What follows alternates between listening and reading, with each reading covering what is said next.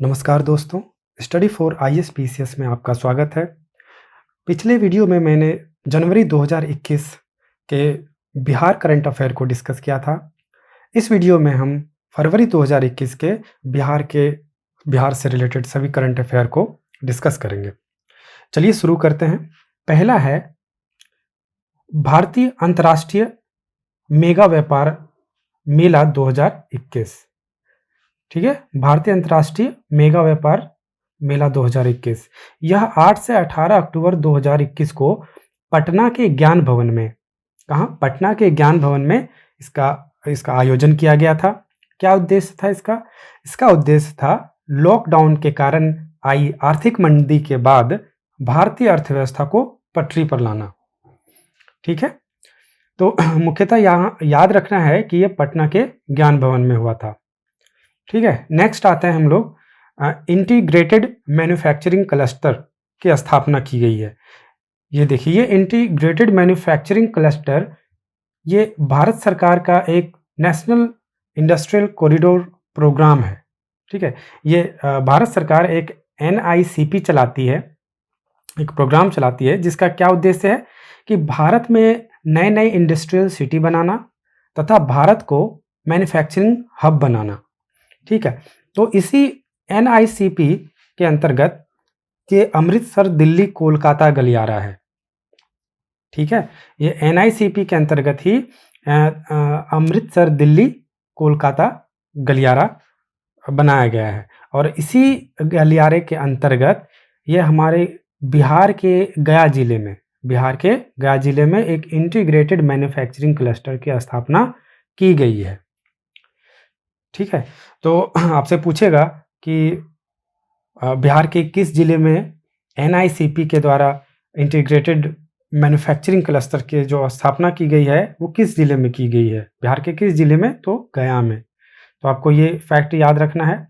और किस गलियारे के अंतर्गत जो NICP का प्रोग्राम है, ठीक है, ये अमृतसर दिल्ली कोलकाता गलियारा, इसी गलियारे के अंतर्गत बिहार के गया में एक इंटीग्रेटेड मैन्युफैक्चरिंग क्लस्टर की स्थापना की गई है।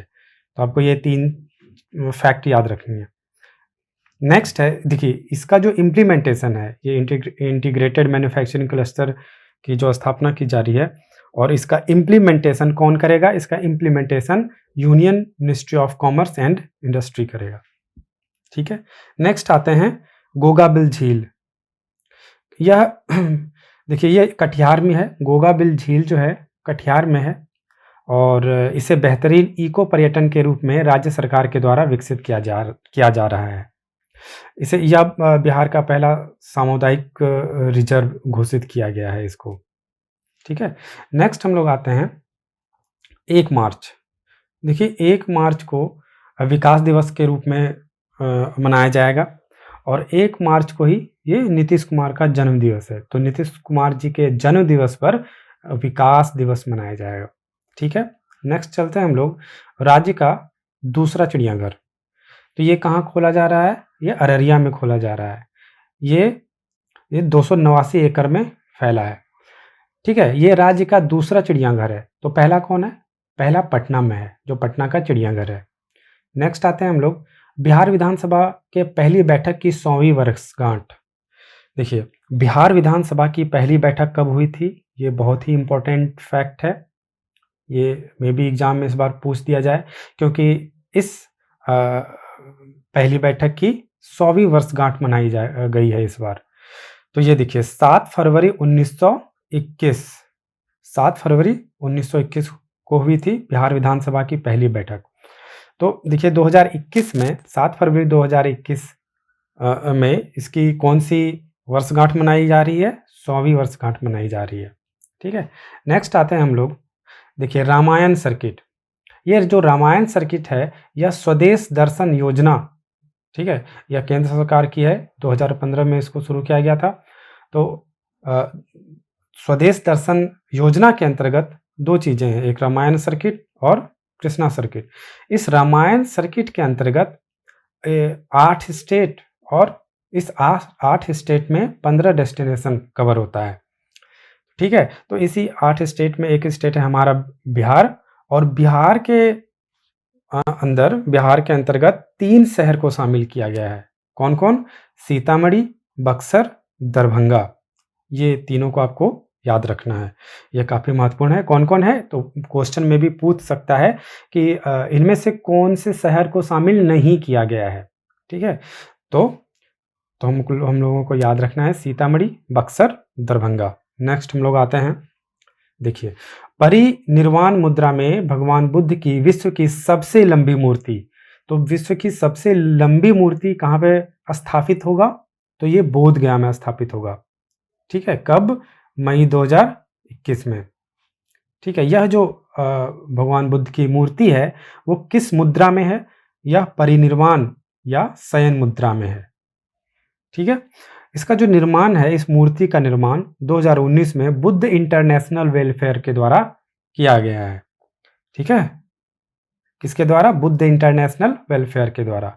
और इसकी जो स्थापना है मई में कब की जाएगी? 26 मई 2021, 26 मई 2021 को। तो उसी दिन क्या है? बुद्ध पूर्णिमा है, ठीक है। बौद्ध धर्म में बुद्ध पूर्णिमा बहुत महत्वपूर्ण स्थान रखता है। इसी दिन इनकी जयंती मनाई जाती है, ठीक है। नेक्स्ट हम लोग चलते हैं वंडर ऐप और अश्विन ऐप। क्या है ये वंडर ऐप, अश्विन ऐप? ये देखिए, 7 निश्चय 2, पहला निश्चय जो है वो खत्म हो गया है, उसके बाद ये दूसरा 7 निश्चय है। इसके तहत ग्रामीण इलाकों में बेहतर स्वास्थ्य सुविधा उपलब्ध कराने के लिए, बेहतर स्वास्थ्य सुविधा उपलब्ध कराने के लिए ये ऐप और पोर्टल का विकास किया गया है। और इसका जो शुभारंभ है कहाँ से किया जा रहा है? दरभंगा से। ये ध्यान रखना है कि वंडर ऐप और अश्विन पोर्टल जो है इसका शुभारंभ कहाँ से किया जा रहा है? दरभंगा से। तो देखिए, ये 7 निश्चय 2 में जो बेहतर स्वास्थ्य और सुविधा उपलब्ध कराने की बात की गई है, और तो इसी के अंतर्गत ये दोनों, ये ऐप और पोर्टल को विकसित किया गया है। तो इसमें क्या होगा? तो इसमें देखिए, गर्भधारण से लेकर प्रसव काल तक की जो आवश्यकता की चीज़ें हैं, जैसे टीके लगना, स्वास्थ्य, ठीक है, पोषण, और जो भी जांच होते हैं उन सभी तरह के जांच, और भी कई चीज़ें होते हैं, तो ये इन सब चीज़ों को इन पोर्टल या ऐप के माध्यम से किया जाएगा। तो हम लोग देख लेते हैं कि जो 7 निश्चय 2 है जो कि 2020 से शुरू हुआ है, उसमें क्या क्या है। तो पहला है युवा शक्ति, बिहार की प्रगति, सशक्त महिला, सक्षम महिला, हर खेत को सिंचाई के लिए पानी, स्वच्छ गांव समृद्ध गांव, स्वच्छ शहर विकसित शहर, सुलभ संपर्कता और सबके लिए अतिरिक्त स्वास्थ्य सुविधाएं, ठीक है। तो ये 7 निश्चय पार्ट 2 के सभी 7 निश्चय हैं, ठीक है। चलिए हम लोग आगे बढ़ते हैं। तो देखिए, हम लोग देखते हैं ई संजीवनी टेलीमेडिसिन, ठीक है। जो बिहार में टेलीमेडिसिन की सुविधाएं दी जा रही हैं, ठीक है, टेलीमेडिसिन की जो सुविधाएं दी जा रही हैं उसका नाम क्या है? उसका नाम है ई संजीवनी। टेलीमेडिसिन का मतलब होता है कि आप मोबाइल से या फिर अपने लैपटॉप से या किसी भी मीडिया से आप डॉक्टर से बातचीत कर सकते हैं वीडियो कॉन्फ्रेंसिंग के जरिए, ठीक है। आप अपनी समस्याएं बताइए डॉक्टर को और वो उधर से आपको समाधान बताएंगे, ठीक है, वीडियो कॉन्फ्रेंसिंग के माध्यम से। इसी को टेलीमेडिसिन कहते हैं। कोरोना के टाइम में तो ये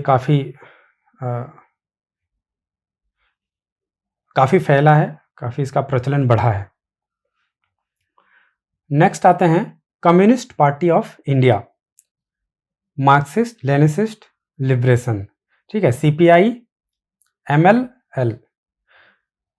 ये बिहार में करीब 11 साल बाद इसे एक बार फिर राज्य पार्टी का दर्जा हासिल हुआ है, ठीक है, राज्य पार्टी का दर्जा हासिल हुआ है। और बिहार विधानसभा चुनाव, ठीक है, बिहार विधानसभा चुनाव 2020 में इसने कितने 12 सीटें जीते हैं। देखिए, बिहार विधानसभा चुनाव 2020 जो है वो आपका 67th BPSC CDPO इन सब में भी महत्वपूर्ण फैक्ट आ सकते हैं इनसे रिलेटेड। तो मैंने बिहार विधानसभा चुनाव 2020 में जितने भी फैक्ट हो सकते हैं, महत्वपूर्ण फैक्ट हो सकते हैं, उसका एक वीडियो बनाकर मैंने अपलोड कर दिया है, आप चाहें तो देख सकते हैं, देखिए इस 12 सीट जो जीता है, तो इसी के आधार पर इलेक्शन कमीशन ऑफ इंडिया ने यह दर्जा दिया है। किसका? राज्य पार्टी का दर्जा दिया गया है इलेक्शन कमीशन ऑफ इंडिया के द्वारा। ठीक है, 12 सीटें जीती हैं इसी के आधार पर। नेक्स्ट हम लोग आते हैं सेंटर ऑफ एक्सीलेंस। देखिए बिहार के सभी 149 ITI को सेंटर ऑफ एक्सीलेंस बनाने के लिए टाटा टेक्नोलॉजी के साथ समझौता किया गया है। किसके साथ? टाटा टेक्नोलॉजी के साथ। ठीक है, नेक्स्ट आते हैं हम लोग एक आंधी नरेंद्र मोदी। यह एक क्या है? यह एक कविता संग्रह है। ठीक है, एक आंधी नरेंद्र मोदी, यह कविता संग्रह है और इसके जो लेखक हैं वो कौन है? संजय चौरसिया। इसके लेखक हैं संजय चौरसिया। नेक्स्ट हम लोग बढ़ते हैं प्लास्टिक प्रोसेसिंग यूनिट। ये देखिए बिहार के पटना में इसको लगाया गया है। ठीक है, बस यही है, याद रखना है कि कहाँ लगाया गया है प्लास्टिक प्रोसेसिंग यूनिट, तो पटना में। नेक्स्ट चलते हैं स्मृति गुप्ता। ये देखिए सीतामढ़ी की हैं, जो कि दरभंगा में शिक्षिका हैं। देखिए इन्हें अमेरिकी जर्नल ऑफ लाइफ साइंस के संपादकीय बोर्ड में जगह मिला है। ठीक है, संपादकीय बोर्ड में इनको जगह मिला है। नेक्स्ट आते हैं सुशांत सिंह राजपूत। दादा साहेब अंतर्राष्ट्रीय फिल्म फेस्टिवल में बिहार के इस अभिनेता को मरणोपरांत क्रिटिक्स बेस्ट एक्टर अवार्ड 2021, ठीक है, क्रिटिक्स बेस्ट एक्टर अवार्ड 2021 से सम्मानित किया गया है। नेक्स्ट है मुख्यमंत्री कन्या उत्थान योजना। बिहार सरकार के द्वारा उच्च शिक्षा को प्रोत्साहित करने एवं छात्राओं को आत्मनिर्भर बनाकर समाज की मुख्य धारा में लाने का प्रयास किया जा रहा है इस योजना के माध्यम से। देखिए इसमें जो मिलने वाली राशि है, जो पैसा मिलता है, उसमें 100% की वृद्धि की गई है। ठीक है, पहले जो पैसा मिलता था वो 25,000 मिलता था, अब 100% वृद्धि करके 50,000 कर दिया गया है। ठीक है, और यह राशि किसके लिए है? उच्च शिक्षा। ठीक है, उच्च शिक्षा को प्रोत्साहित करने के लिए। नेक्स्ट हम लोग आते हैं इंटरनेशनल पीस ब्यूरो। देखिए ये इंटरनेशनल पीस ब्यूरो, इसका हेडक्वार्टर कहाँ है? बर्लिन में है। ठीक है, बर्लिन में है, और ये जो है united nation economic and social council, ECOSOC, इसी का एक काउंसिलिंग बॉडी है। ठीक है, ये इंटरनेशनल पीस ब्यूरो, इसमें जो है इंटरनेशनल पीस ब्यूरो के सदस्य के रूप में, ठीक है, इंटरनेशनल पीस ब्यूरो के सदस्य के रूप में बिहार के अजित सिंह का चयन हुआ है। तो यह नाम याद रखना है आपको, कौन इंटरनेशनल पीस ब्यूरो जो है उसमें सदस्य के रूप में किसे चयनित किया गया है? अजित सिंह को। इसका जो इंटरनेशनल पीस ब्यूरो है, इसका हेडक्वार्टर कहाँ है? बर्लिन में है। ठीक है, यह फैक्ट आपको ध्यान में रखना है। नेक्स्ट हम लोग आते हैं, देखिए 15वें वित्त आयोग। देखिए 15वें वित्त आयोग की अनुशंसा में आयोग ने 2021 से 26 की अवधि के लिए केंद्रीय करों में, किसमें? केंद्रीय करों में बिहार की हिस्सेदारी को 9.66% से बढ़ाकर कितना कर दिया गया है? 10.058% कर दिया गया है। यह डाटा महत्वपूर्ण है, कितना से बढ़ा के कितना किया गया है? तो 9.66% से 10.058% कर दिया गया है। किसमें किया गया है? किसमें बढ़ोतरी की गई है? केंद्रीय करों में। ठीक है, केंद्रीय करों में बिहार की हिस्सेदारी। नेक्स्ट आते हैं हम लोग उत्तर भारत का पहला मॉडल या आदर्श एड्स परामर्श एवं जांच केंद्र। ये देखिए पूर्णिया में इसको स्थापित किया गया है। ठीक है, यह उत्तर भारत का पहला है, पूरा जो उत्तर भारत है उसका पहला मॉडल के रूप में इसको स्थापित किया गया है। इसमें क्या होता है कि जो संक्रमित माता पिता हैं उससे उनका अगर शिशु होता है तो वो संक्रमण उनके शिशु में ना चले जाए, इसके लिए ये कार्य करते हैं, यानी कि संक्रमण के रोकथाम की जाती है। ठीक है, चलिए नेक्स्ट चलते हैं नालंदा इंस्टीट्यूट ऑफ दलाई लामा। इसकी स्थापना किया जा रहा है बिहार के गया जिले में। ठीक है, बिहार के गया जिले में नालंदा इंस्टीट्यूट ऑफ दलाई लामा की स्थापना की जा रही है।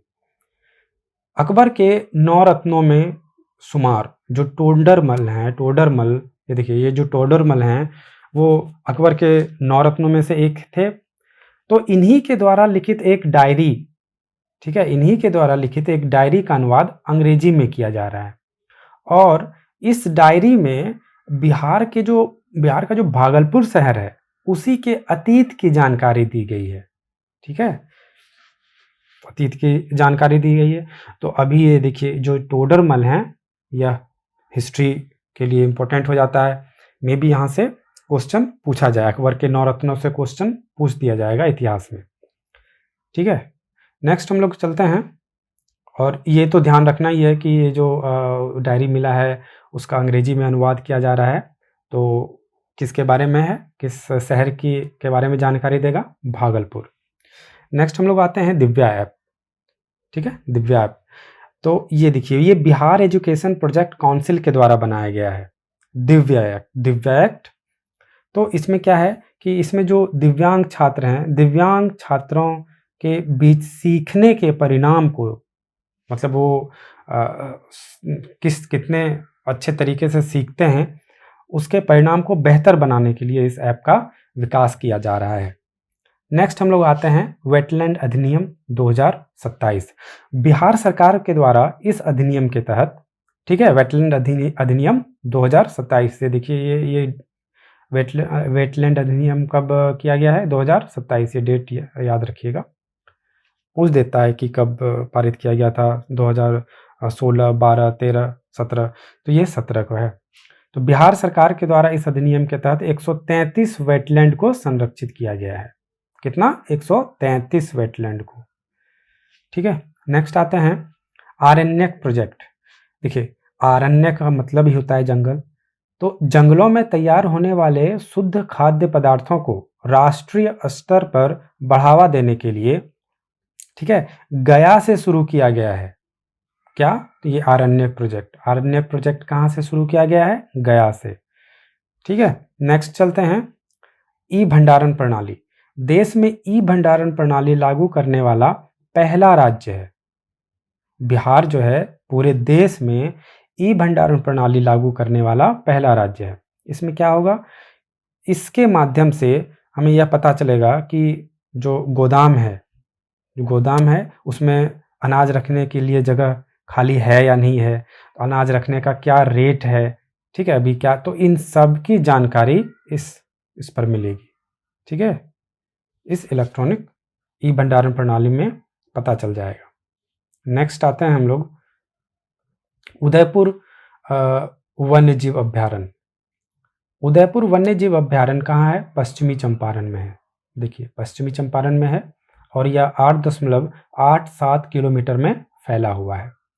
इस अभ्यारण्य में एक आर्द्र भूमि भी है जिसमें इस आर्द्र भूमि में जो पानी आता है वो किस नदी से आता है, गंडक नदी से आता है, ये ध्यान रखना है, गंडक नदी से आता है। और देखिए इसे चिड़ियाघर में विकसित करने की भी घोषणा की गई है। तो इसमें 2 फैक्ट याद रखना है कि उदयपुर वन्य जीव अभ्यारण्य कहाँ है, पश्चिमी चंपारण में, और इस अभ्यारण्य में जो आर्द्र भूमि है उस आर्द्र भूमि को पानी कहाँ से मिलती है, गंडक नदी से। चलिए आगे चलते हैं। ग्लोबल लर्निंग सेंटर, यह देखिए ग्लोबल लर्निंग सेंटर बिहार के बोधगया में स्थापित होगा, ठीक है, होगा, अभी हुआ नहीं है। नेक्स्ट आते हैं अक्षरा सिंह, आधी आबादी वीमेंस अचीवर अवार्ड 2020। ये बिहार की हैं अक्षरा सिंह और इन्हें आधी आबादी वीमेंस अचीवर अवार्ड 2020 से सम्मानित किया गया है। नेक्स्ट है दुलारी देवी। ये दुलारी देवी मिथिला पेंटिंग के लिए प्रचलित हैं और इन्हें पद्मश्री पुरस्कार भी दिया गया है पेंटिंग के लिए।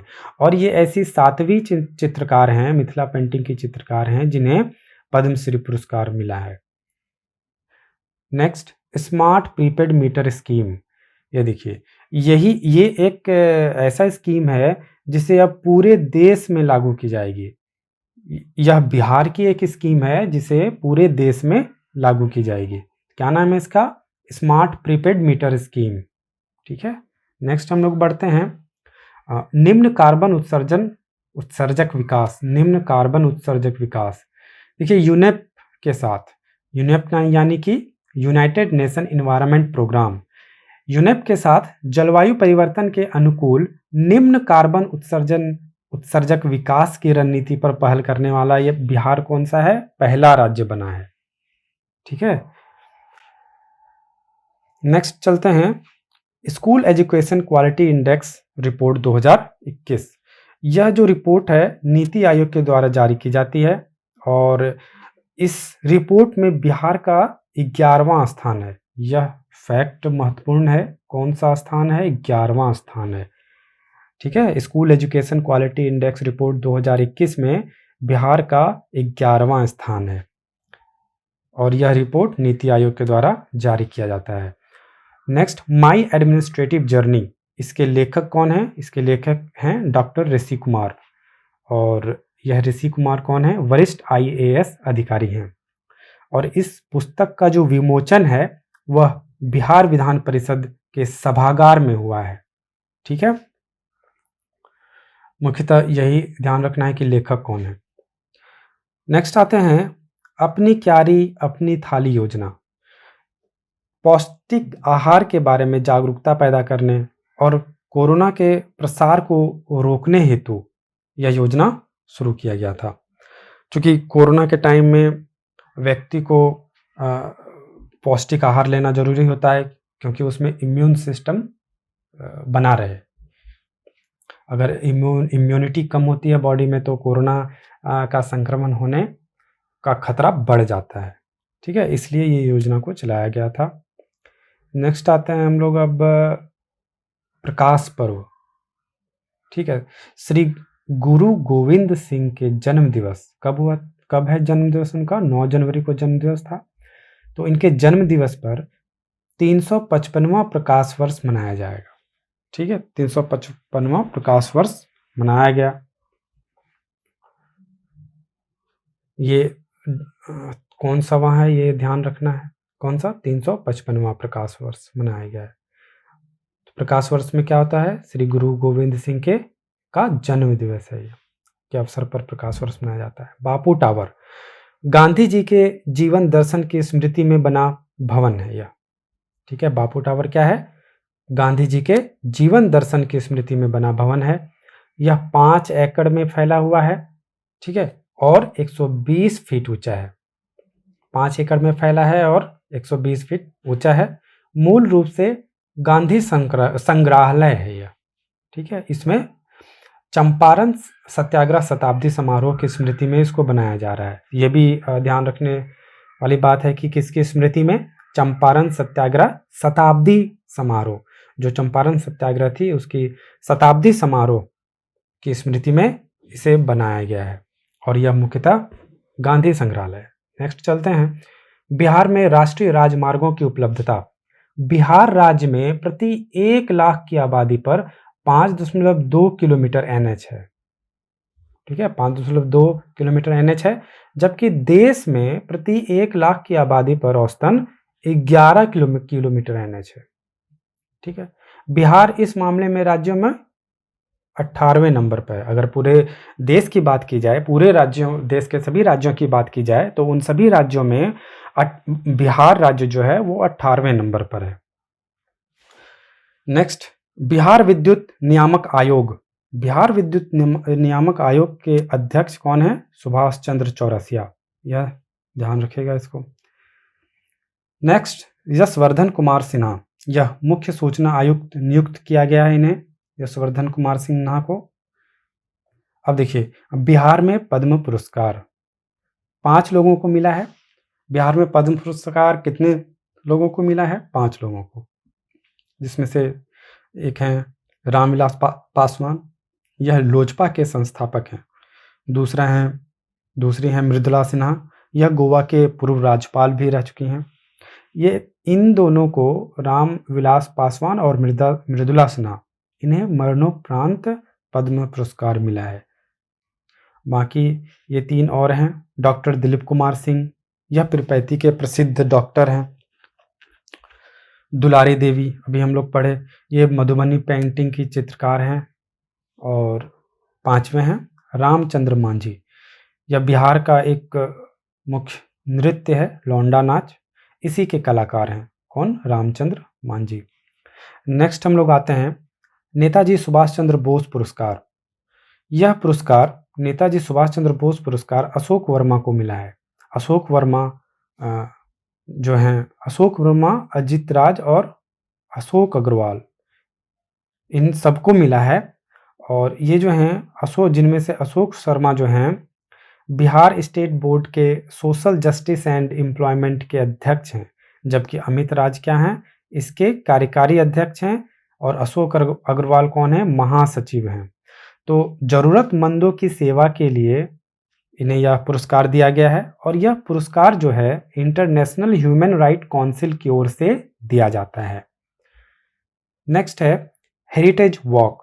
बिहार की विरासत के बारे में जागरूकता फैलाने के लिए, ठीक है, बिहार में जो विरासत है, ठीक है, सांस्कृतिक विरासत, प्राकृतिक विरासत जो भी है, उसके बारे में जागरूकता फैलाने के लिए एक अभियान चलाया गया है, जो कि पटना के गोल घर से शुरू हुआ है। ठीक, नेक्स्ट हम लोग आते हैं मुख्यमंत्री नल जल योजना। ठीक है, मुख्यमंत्री नल जल योजना के तहत काम करने वाले 1 लाख पंप ऑपरेटरों को प्रशिक्षण दिया जाएगा। और यह प्रशिक्षण 101 सरकारी ITI से दिया जाएगा। और प्रशिक्षण के बाद इन्हें प्रमाण पत्र भी मिलेगा। नेक्स्ट है जल जीवन हरियाली दिवस। यह जल जीवन हरियाली दिवस प्रत्येक महीने के पहले मंगलवार को यह दिवस मनाया जाएगा।